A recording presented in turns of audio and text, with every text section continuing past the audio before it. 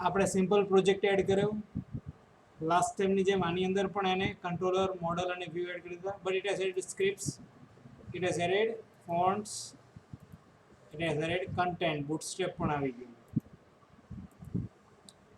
હવે આની અંદર વ્યૂની અંદર એને શેડ ફોલ્ડર પણ નાખી દીધું વ્યૂ નાખી દીધું લેઆઉટ બનાવી દીધું એરર CSS HTML બનાવી દીધું જે મિનિમમ ફાઇલ રિક્વાયરમેન્ટ્સ હોય બધી એડ કરી દીધી નાવ if I run this project ખાલી કંઈ કર્યું નથી આપણે એડ જ કર્યું છે હું ડેટાબેઝ એક્સેસ કરીને બતાવીશ એના માટે મારે હાર્ડલી 10 મિનિટ્સ જોઈશે વધારે કંઈ નહીં જોઈએ અને જેટલા માસ્ટર ટેબલ્સ હોય એના માટે તો ડેટા પણ કોડ પણ લખાઈ જશે મેં શું કીધું માસ્ટર ટેબલ્સ હો એટલે જેની અંદર માસ્ટર ટેબલ ને ટ્રાન્ઝેક્શન ટેબલ અલગ હોય ને ખ્યાલ છે ને ડેટાબેઝમાં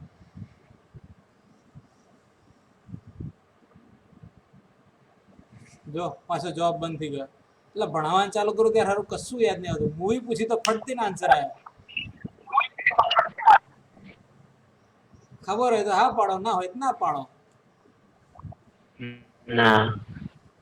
માસ્ટર એટલે સપોઝ આપણે યુઝર ટેબલ છે તો યુઝર માસ્ટર કહેવાય પછી એમ્પ્લોય હોય તો એમ્પ્લોય માસ્ટર આવે પણ સેલરી શું હોય દર વખતે આપવી પડે એની એટેન્ડન્સ દર વખતે લાગે રોજ લાગે આ સેમ્પલ ફોર્મ મારું તૈયાર થઈ ગયું આ બ્રેડ ક્રમ જેવું આવી ગયું આગળ પછી હોમ પેજ આવી ગયું એબાઉટ કોન્ટેક્ટ એપ્લિકેશન નેમ આપણે જ્યારે આપશું ત્યારે એ જ હોમ પેજ છે આપણે એટલે આ ટેબ ન રાખો તો ચાલે આના માટેનું લેઆઉટમાં બધું લખાઈ ગયું હશે મારે લખવું નહીં પડ્યું હોય મેં લખ્યું જ નથી ને કંઈ લખવું નહીં પડ્યું નહીં પણ લખ્યું જ નથી આપણું લેઆઉટ પેજ ચેક કરીએ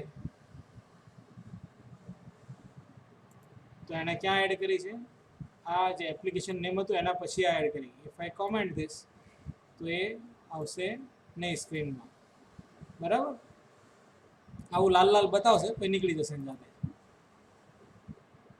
કારણ કે પ્રોસેસિંગ કરતું હોય છે એ ટાઈમમાં એ ચેક કરતું હોય છે ભાઈ આ લખેલું સિન્ટેક્સ સાચી છે કે નહીં તો હવે ખાલી અબાઉટ અને કોન્ટેક્ટ જ આવશે રિફ્રેશ કરીશ એટલે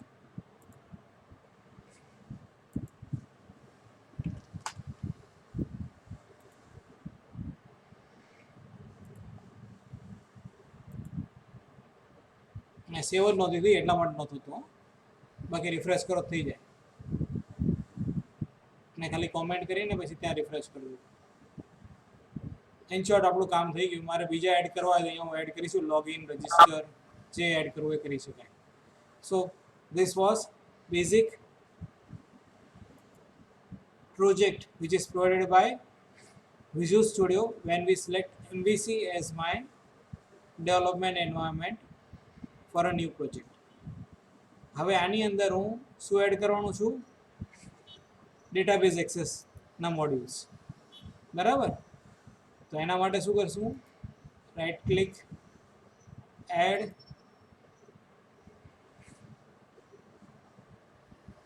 new item from here I will select data here I will select અહીંયાથી ડેટામાંથી આપણે શું સિલેક્ટ કર્યું હતું link model link to SQL classes એની જગ્યાએ ADO.NET એન્ટિટી ડેટા મોડેલ અહીંયા જે નામ આપવું આપી શકો છો હું એ એઝ ઇટ ઇઝ મોડલ 1 સાથે જ કન્ટિન્યુ કરું છું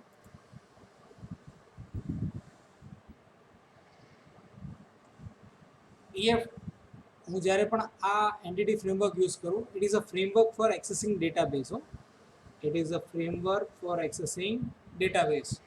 Now in this EF designer from database, empty EF designer model, empty code first model and a code first from database. આપણે શું કરીએ છીએ EF designer from મારો database already તૈયાર છે અને એમાંથી હું EF designer બનાવું છું આ ડિઝાઇનર શું છે આપણે જે લિંક ક્યુમાં જોયું હતું ને એક ટેબલ ફેચ કરીને નાખ્યું હતું ને એનો એક ક્લાસ બની ગયો હતો પછી આપણે એક નવું ટેબલ ત્યાં ક્રિએટ કર્યું હતું એ જ રીતનું આખું ટેબલ એક ક્રિએટ કરી આપશે અહીંયા નાની હેલ્પ પણ લખેલી છે creates a model in a EF designer based on an existing database. You can choose the database connection settings from the model and database objects to include in the model. The classes your application will interact with a great with a generate with are generated from the model. આપણને classes પણ બનાવી આપશે, દરેક table માટે એક class બનાવી આપશે. હવે અહીંયા મારે કનેક્શન સ્ટ્રિંગ આપવાની છે. હું સ્ટુડન્ટ આપી શકું છું, પણ એની જગ્યા પર મારે બીજી આપવી હોય તો પણ ચાલશે. હું શું આપું અહીંયા કનેક્શન સ્ટ્રિંગ મારે નવી જ ક્રિએટ કરવાની છે.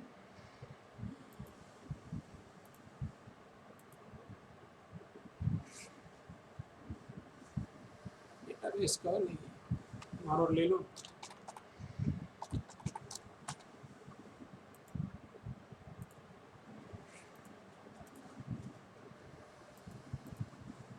હું અહીંયા વિન્ડોઝ ઓથેન્ટિકેશન નાખું છું, કારણ કે મને પાસવર્ડ એક્ઝામનો યાદ નથી એટલે.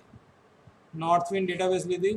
હવે test connection, test has been succeeded. I say okay. Connection string ક્યાં થઈ જશે, આમાં web.config માં એડ થઈ જશે.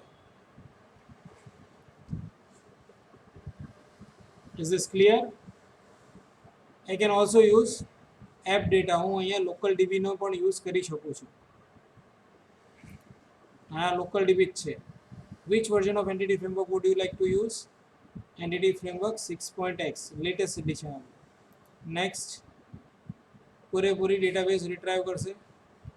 I have got views, I have got stored procedures, I have got tables. બધું જ છે મારી પાસે.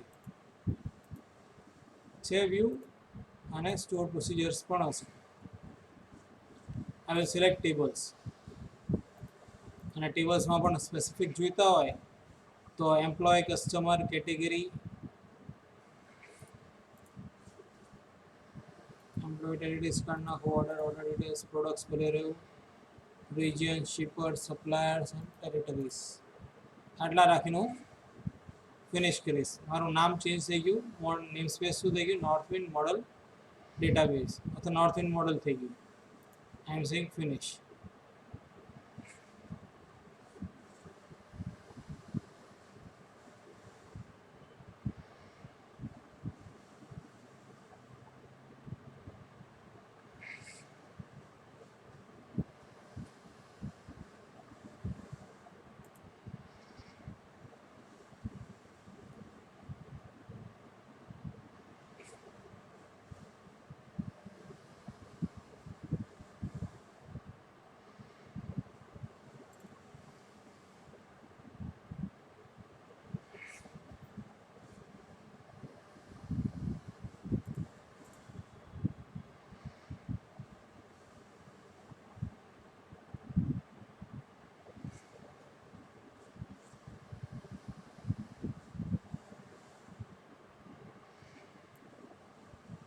લાગે છે બરાબર?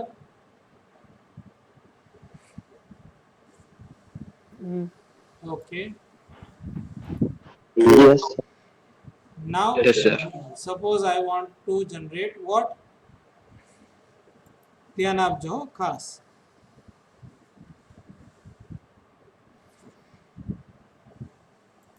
કસ્ટમર માટે મારે ફોર્મ્સ જનરેટ કરવા છે, કસ્ટમરની ડેટા એન્ટ્રી માટેના.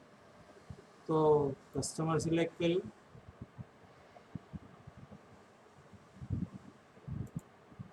ક્લાસમાં શું છે? Public partial class customer, string, company name, contact name આવી ગયું આટલું. Now I will add one controller.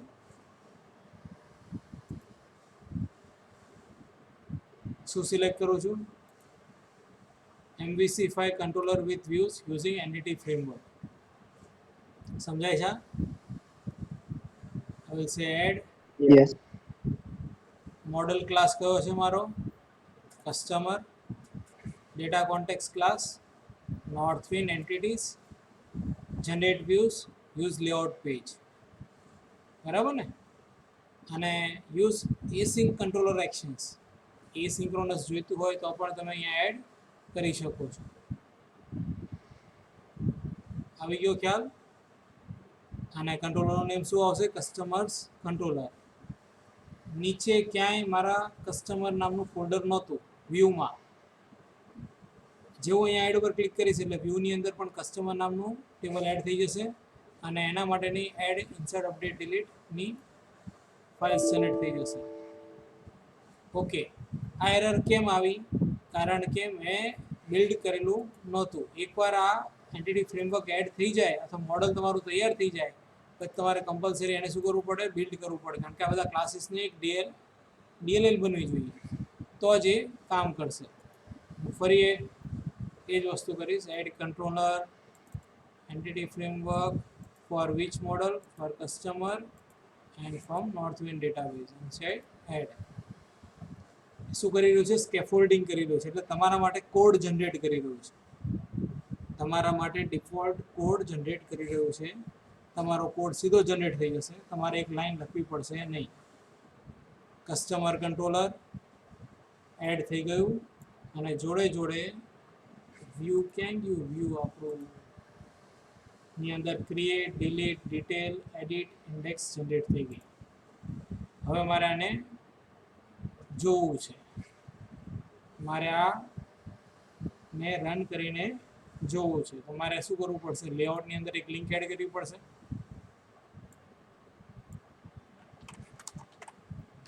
ક્યાં કરવું છે? એક્શન લિંકના 3 પાર્ટ. લિંક ટેક્સ્ટ એટલે મારે કસ્ટમર નામનું ડિસ્પ્લે કરવું છે. એક્શન નેમ કઈ હશે અને કંટ્રોલર કયું હશે એ તમારે અહીંયા લખવાનું છે. કસ્ટમર આ લિંક બનાવો તમે અને ઇન્ડેક્સ કસ્ટમર ઇઝ માય. હું મારો ફર્સ્ટ પેજ જ રન કરીશ અથવા મારી જે સાઇટ લોડ થાય છે સાઇટ લોડ કરીશ મેનુ સાથેની.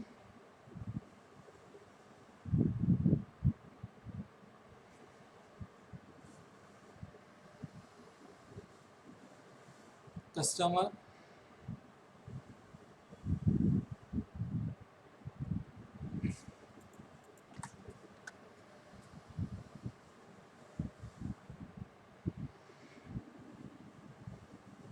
મેં અહીંયા જે આપ્યું છે આ EF ડેમો કસ્ટમર્સ છે મારા કંટ્રોલરનું નામ, અથવા હા કંટ્રોલરનું નામ શું છે? કસ્ટમર્સ છે. એટલા માટે અહીંયા એસ મિસિંગ હતો, એટલા માટે પ્રોબ્લેમ આવ્યો મને. અને હવે company name, contact name, title અહીંયાથી મારે એડિટ કરવું હોય તો એડિટ થઈ આવી ગયું. નીચે save button, back to list. Delete કરવું હોય અથવા ડિટેલ્સ ખાલી જોઈએ છે તો ડિટેલ્સ આવી ગઈ. એડિટ કરવું તો edit, again back to list. Delete કરવું હોય તો આ બધી ઇન્ફોર્મેશન આવી ગઈ. ડિલીટ કરો તો ડિલીટ થઈ જશે. ક્રિએટ ન્યૂ કરવું હોય તો એના માટેનું પણ પેજ રેડી છે.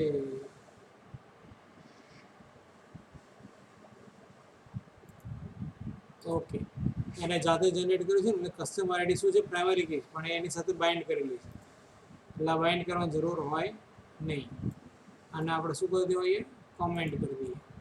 અને આ ઓટો જનરેટર હશે કસ્ટમર આઈડી, એટલા માટે આપણને અહીંયા એરર બતાવે છે.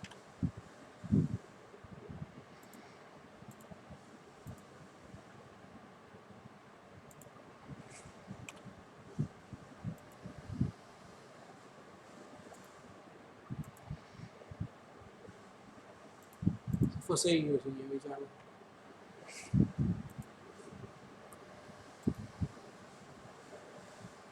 null reference.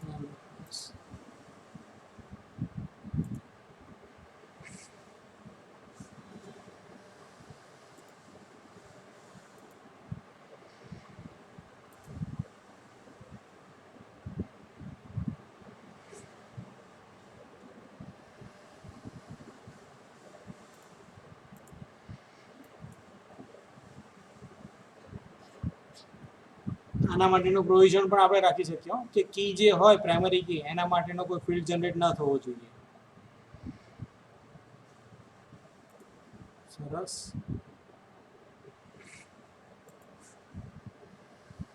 અહીંયા પણ એરર બતાવો. ઓકે, અને તમારે અહીંયાથી ચાલુ કરવાનું પહેલા.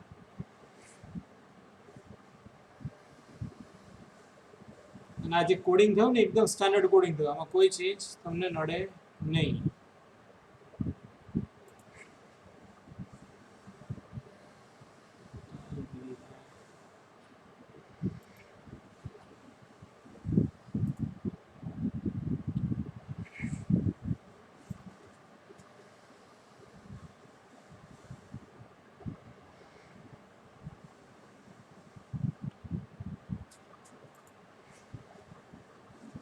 મેથડ જોઈ અહીંયા તમે, અહીંયાથી તમારે એક કસ્ટમર ઓબ્જેક્ટ પાસ કરવું પડે, મોડલ પાસ કરવું પડે, જે અહીંયા બાઇન્ડ થયું છે EF કસ્ટમરની અંદર, અને એ બાઇન્ડ થાય અહીંયા એટલે આપણને વેલ્યુ મળે, એના માટેનો કંટ્રોલ મળે. આવ્યો ખ્યાલ?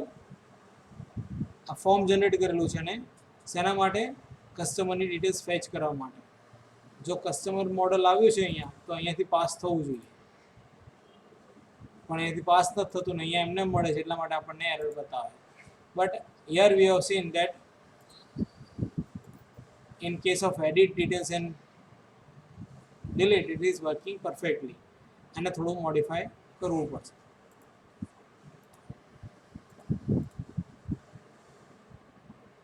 કે જે HTML ઉપર હોય છે એ જ HTML બતાવે છે, એટલે આપણને ઇશ્યુઝ ક્રિએટ કરે આપણા માટે. If I edit this Berlin 1 and say save, it will save details. થઈ ગયું Berlin 1, અને ડિલીટ કરવા માંગો ડિટેલ પણ ડિલીટ પણ થઈ જશે. ડિલીટ નથી કરવું મારે. આ ડેટાબેઝ સ્ટાન્ડર્ડ ડેટાબેઝ છે, ડેમો ડેટાબેઝ છે, એટલે મને ડિસ્ટર્બ નથી કરતો. તમને એક્ઝામ્પલ્સ બતાવવા હોય તો આની રીતે ઇઝીલી બતાવી શકે. અને આ શેનું કર્યું? કસ્ટમરનું કર્યું. સપોઝ મારે એમ્પ્લોઈઝનું કરવું હોય તો મારી પાસે એમ્પ્લોયનું મોડલ છે, ખાલી એટલું જ જોવું પડે. હા, એમ્પ્લોઈઝનું મોડલ છે મારી પાસે, તો શું કરવાનું? કંટ્રોલરમાં જઈ add controller, MVC controller with views using entity framework, add, અહીંયાથી મોડલ ક્લાસ કયો? એમ્પ્લોય, ડેટા કોન્ટેક્સ્ટ ક્લાસ આ જનરેટ વ્યૂઝ છે, ઓકે, જનરેટ રેફરન્સ સ્ક્રિપ્ટ્સ, અને અહીંયાથી કરું એડ, તો એના માટેનું કોલમ વ્યૂમાં એક ફોલ્ડર એડ થશે એમ્પ્લોઈઝ, અને અહીંયા એમ્પ્લોય કંટ્રોલર એડ થઈ જશે. સો થઈ ગયું એમ્પ્લોય કંટ્રોલર, અને અહીંયા એમ્પ્લોઈઝ નામનું ફોલ્ડર એડ થઈ ગયું, એમાં બધાના વ્યૂ ક્રિએટ થઈ ગયા. સો if I want to run view, what should I do? લેઆઉટમાં ફરી હું એક લિંક એડ કરવા માંગુ છું, તો same way over here employees EMP આપી દઈએ આપણે, અને હવે રન કરીએ.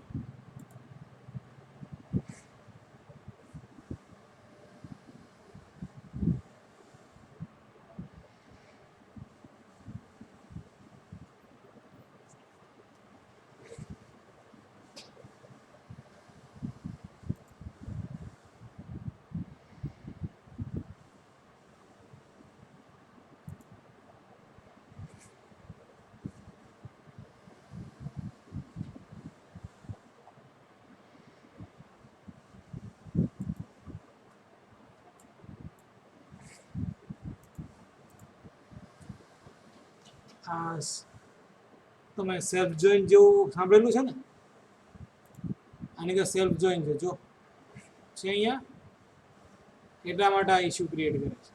આપણને કોડ ઓટોમેટિકલી જનરેટ તો કરી આપે, પણ આવા ઇશ્યુઝ પણ આવશે.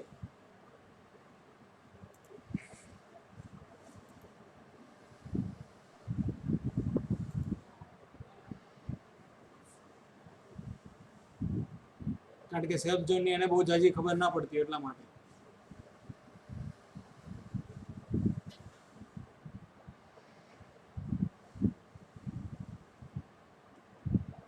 રેકોર્ડ આટલો મોટો કેમ બતાવે? હું આગળ લઈ જઈશ, આ બધા કોડ કંઈક બતાવે છે.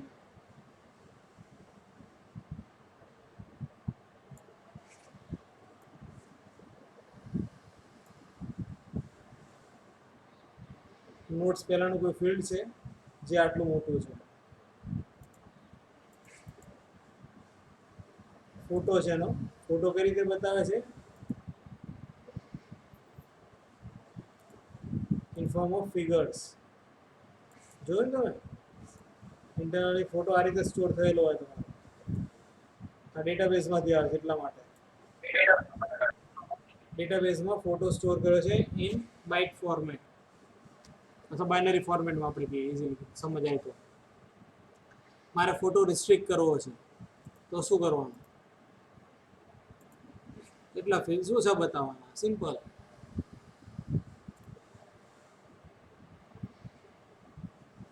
આ નથી જોઈતો તો ડિસ્પ્લે ઓફ કરી દો. સેવ કરીએ અને આને રિફ્રેશ કરીએ.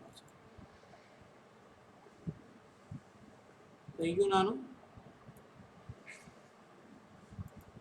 ફોટોની અંદર આવું આવી ગયું. આ કેમ લોચા પડ્યા? આ શું કર્યું આપણે? ખાલી કન્ટેન્ટ હાઈડ કર્યો, એનું હેડિંગ તો એઝ ઇટ ઇઝ છે. એટલે ઉપર જઈએ તો આને પણ મારે શું કરવું પડશે? કોમેન્ટ કરવું પડશે ફોટોની. અને ફરી રિફ્રેશ કરીએ તો નોટ્સની જગ્યાએ નોટ્સ, ફોટો પાથની જગ્યાએ ફોટો પાથ અને લાસ્ટની ફરી કંઈક લોચો કર્યો લાગે. આપણે એક કોલમ પહેલાં એડ કર્યું હતું ને, એમ્પ્લોય લાસ્ટની.